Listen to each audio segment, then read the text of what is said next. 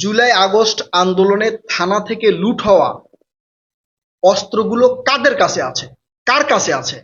জামাতের নেতাকর্মীর কাছে, এনসিপির নেতাকর্মীর কাছে, নাকি বিএনপির নেতাকর্মীর কাছে? আসলে এই অস্ত্রগুলো কাদের কাছে আছে? নাকি ওই সময় ঘোলা পানিতে মাছ শিকার করতে গিয়ে তারাই এই অস্ত্রগুলো লুট করেছে? এই অস্ত্রগুলো কাদের কাছে আছে কিছু নেতাকর্মীদের যদি বক্তব্য আপনারা শোনেন, তাহলে মোটামুটি ক্লিয়ার হয়ে যাবেন যে আসলে এই অস্ত্রগুলো কাদের কাছে আছে। আমি সরাসরি ভূমিকা ছাড়া এই কথাগুলো আপনাদেরকে বলবো। মাঝখানে বলি, ভিডিওতে একটু লাইক কমেন্ট করবেন, একই সাথে ফেসবুকে যারা দেখবেন তারা ভিডিওটি শেয়ার করে ছড়িয়ে দিবেন। এটা জনগণের জানা দরকার আসলে এই অস্ত্রগুলো কাদের কাছে আছে, সরকার কেন এই অস্ত্রগুলো উদ্ধার করতে পারছে না এখন পর্যন্ত। এই অস্ত্র মানে কি? একটা বুলেট, একটা প্রাণ। এটা ওই যে সামরিক প্রশিক্ষণ বা হচ্ছে পুলিশ ট্রেনিং সেন্টারে লেখা থাকে যে একটা বুলেট, একটা প্রাণ। এখন এই প্রাণ হানি করতে কারা এই অস্ত্রগুলো তাদের কাছে রেখেছে? ওই সময়ের সন্ত্রাসী কারা ছিল? জুলাই আগস্ট আন্দোলনে যারা ফাঁসিবাদ বিরোধী আন্দোলন করেছে, আওয়ামী লীগ সরকারকে বাংলাদেশ থেকে বিতাড়িত করেছে, তাদের কাছে অস্ত্র থাকলে, তারা যদি দেশকে ভালোবেসে থাকতো, তাহলে তো অবশ্যই অস্ত্রগুলো জমা দিত। কেন এতদিন পর্যন্ত জমা দিল না? এদের উদ্দেশ্য কি? এই অস্ত্রগুলো দিয়ে ভবিষ্যতে কি করতে পারে, বা ভবিষ্যতে কোনো আন্দোলন হলে সে আন্দোলনে এই অস্ত্র ব্যবহার হবে কিনা, এটা নিয়ে কিন্তু প্রশ্ন উঠতেছে। আমাদের জানতে হবে এই অস্ত্রগুলো কার কাছে আছে। আপনারা আসিফ মাহমুদ সজীব ভুঁইয়ার একটা বক্তব্য শুনেছেন, মনে আছে?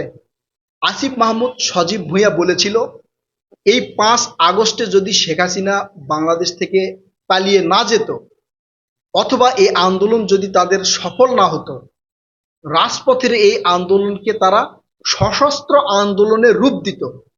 সশস্ত্র আন্দোলনের রূপ দিত কথাটা মনে রাখেন। সশস্ত্র আন্দোলন মানে কি? বাংলাদেশে গৃহযুদ্ধ শুরু হতো, গেরিলা যুদ্ধ হতো, বাংলাদেশের প্রশাসনের বিরুদ্ধে সশস্ত্রভাবে যুদ্ধ করত কারা? আসিফ মাহমুদ সজীব ভুঁইয়ারা। তারা তাহলে তারা অস্ত্র কোথায় পেত? আসিফ মাহমুদ সজীব ভুঁইয়া বলল যে এই আন্দোলন সশস্ত্র আন্দোলনে পরিণত হতো। তো সশস্ত্র আন্দোলনে পরিণত হতে হলে তাদেরও তো অস্ত্র শস্ত্রের প্রয়োজন। সেই অস্ত্র শস্ত্র তারা কোথায় পেত? কে দিত? তারা কি কোনো দেশের সীমান্ত দিয়ে অস্ত্র নিয়ে আসতো, নাকি তারা নিজে অস্ত্র তৈরি করত, নাকি এই থানা থেকে লুট হওয়া অস্ত্রগুলো তারা মজুদ রেখেছে? না হলে সশস্ত্র আন্দোলনের ডাক দিতে তারাই পারে যাদের কাছে অস্ত্র আছে। আসিফ মাহমুদের এই বক্তব্য আমার কাছে কেন জানি সন্দেহ হয় যে তারা সশস্ত্র আন্দোলনের ডাক দিত, তার মানে কি তাদের কাছে অস্ত্র শস্ত্র অবশ্যই আছে। না থাকলে তো সশস্ত্র আন্দোলনের ডাক দেওয়া কোনোভাবে সম্ভব না। আর লাঠি নিয়ে আন্দোলন করাকে তো অবশ্যই সশস্ত্র আন্দোলন বলে না।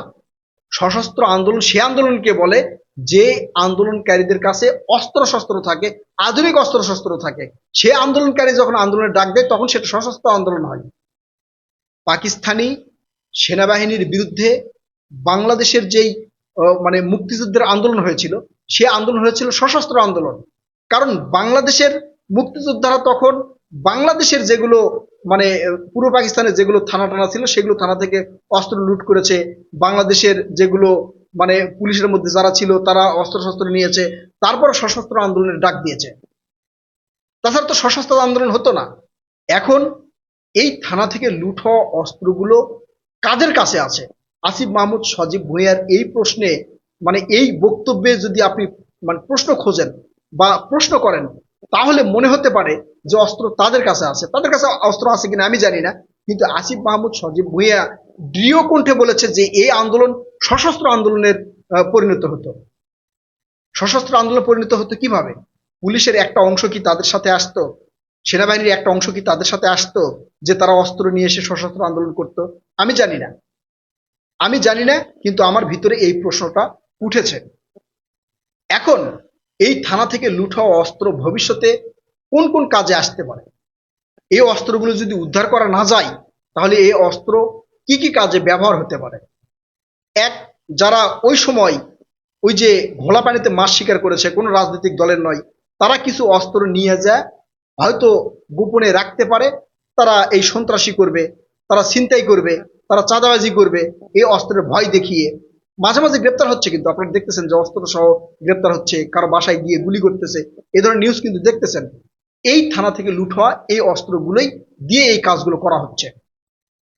এখন যদি কোনো রাজনৈতিক দলের কাছে বা রাজনৈতিক নেতাকর্মীদের কাছে এই অস্ত্রগুলো থাকে, তাহলে সাধারণ জনগণ বা এই দেশের পরিস্থিতি কি হতে পারে?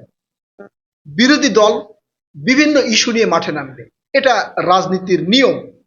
বিরোধী দলগুলো সরকারকে চাপে রাখতে রাজপথে নামবে, রাজপথে ভাষণ দিবে, আন্দোলন করবে, বিক্ষোভ করবে। এই আন্দোলনকে তীব্র করতে যদি বিরোধী রাজনৈতিক দলের নেতাকর্মীদের কাছে এই অস্ত্রগুলো থাকে, তাহলে কি পরিস্থিতি হতে পারে?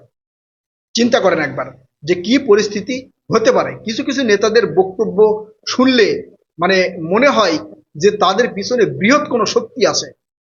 যেমন বলে, আমরা রাজপথে নামলে আওয়ামী লীগের 17 বছর আওয়ামী লীগ টিকে ছিল, আওয়ামী লীগের প্রশাসন ছিল, আওয়ামী লীগের আমলা ছিল, আওয়ামী লীগের সাথে সেনাবাহিনীর একটা অংশ ছিল, তারপরে আওয়ামী লীগ টিকতে পারে নাই। এখন যদি আমরা রাজপথে নামি তাহলে বিএনপি 10 মিনিটও টিকতে পারবে না। এই বক্তব্য যদি বিশ্লেষণ করেন তাহলে মনে হবে যে এদের পিছনে বড় কোনো শক্তি আছে, বৃহৎ কোনো শক্তি আছে। 5 আগস্টে আপামর জনতা রাজপথে নেমেছে, আওয়ামী লীগের একটা অংশ নেমেছে, সেখানে সকল রাজনৈতিক দলের নেতাকর্মীরা নেমেছে, রিক্সা চালক থেকে শুরু করে নিম্ন শ্রেণীর আয়ের মানুষেরা রাস্তায় নেমেছে। এখন যদি আন্দোলনের ডাক দেয় তাহলে কি সবাই নামবে? বিএনপি তো নামবে না। বিএনপি যে এই যে মানে প্রায় 50% ভোট পাইছে, 48% বা 50% ভোট পাইছে, এই 50% লোকজন তো বিএনপির বিপক্ষে যাবে না। তাহলে এরপরেও এত বড় কথা বলার সাহস তারা কোথা থেকে পাচ্ছে? এদের পিছনে কি আছে, কি শক্তি আছে? এরা কি বাংলাদেশের প্রশাসনকে উড়িয়ে দেওয়ার মতো ক্ষমতা অর্জন করেছে যে এরা রাজপথে নামলে 10 মিনিটের মধ্যে বা 1 ঘন্টার মধ্যে এই বাংলাদেশের সরকার বা বিএনপি সরকারের পতন ঘটবে? এগুলো কিন্তু, এই কথাগুলো কিন্তু আমাদের চিন্তার মধ্যে রাখে, আমাদের ভাবনার মধ্যে রাখে যে আসলে কি শক্তি আছে তাদের পিছনে। নাকি এই প্রশাসনের ভিতর থেকে শীর্ষ কোনো নেতা মানে কর্মকর্তা তাদেরকে আশ্বাস দিছে যে আপনারা রাজপথে নামলে আমরা একবার নীরব হয়ে যাব, 10 মিনিটের মধ্যে বিএনপি সরকার বাংলাদেশ থেকে পালিয়ে যাবে। এরকম কোনো আশ্বাস দিছে? আমার মনে হয় না এরকম কোনো আশ্বাস পাইছে।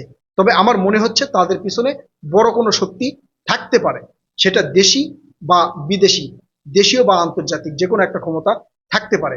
না হলে যেই সরকার এই যে 1/3 মানে 2/3 মেজরিটি নিয়ে সরকার গঠন করেছে, তাকে এই ধরনের হুমকি কিভাবে দেওয়া যেতে পারে? কিভাবে এই হুমকিগুলো দেওয়া যেতে পারে? এদের পিছনে বড় কিছু আছে বলে আমি মনে করি। প্রিয় কলিজার ভাই বোনেরা, আপনারা কি মনে করছেন? এই থানা থেকে লুট হওয়া অস্ত্রগুলো আসলে কোথায় আছে, কাদের কাছে আছে? সরকার কেন উদ্ধার করতে পারতেছে না?